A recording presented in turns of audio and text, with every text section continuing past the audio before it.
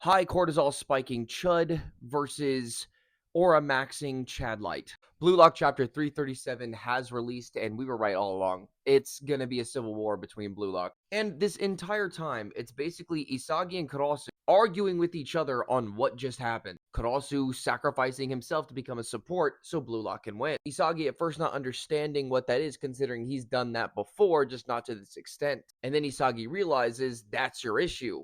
You are sacrificing yourself for the sake of Blue Lock and not going for your own goals. This is an exact parallel to what was said earlier on in the manga in chapter 1 from Ego. I would rather shoot my own goal, miss, and lose the game than pass it to somebody else and win that way. What Kurasu did is not the egoist way within Blue Lock, but what he's doing makes sense. With everybody else playing their positions on Blue Lock, they still cannot forget that they are strikers at the end of the day. That's why they're here. That's what makes them so dangerous. And Aiku realizes that that's the case. You could do both sides. But knowing Blue Lock and how they've been a striker-based team, this is not going to go the way they want it to. And Kurosu is sitting here saying to Isagi, you're the one destroying Blue Lock by trying to be number one. Trying to and being are two different things, because Isagi is number one.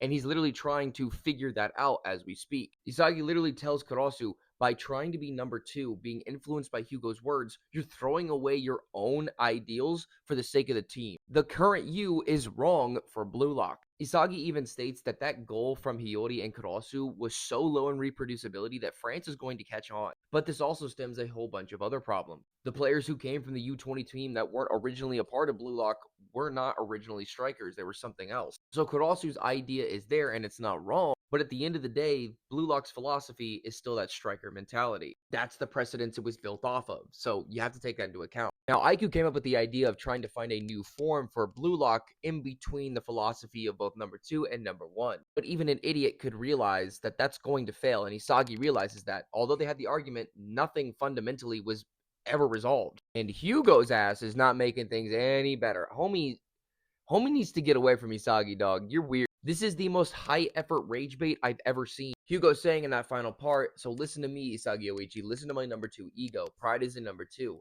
A person who adapts to destiny speaks of the meaning and the way of life of self. Blue Lock 100% is going through their civil war. They're already starting it as we speak. And that's what's going to make them lose the game, being so divided on that idea. I will say both sides make sense. Kurasu talked his shit. Isagi talked his shit. But realistically, one goal that barely had any reproducibility isn't the way. Claiming what Karasu did about Isagi, I don't agree with that. It's one goal, Karasu. One. Isagi has like 5 on you in total. So I don't know. We'll see where this goes, but I'm intrigued to know how this France game will play out. I think the loss will be strictly by the hands of Blue Lock themselves.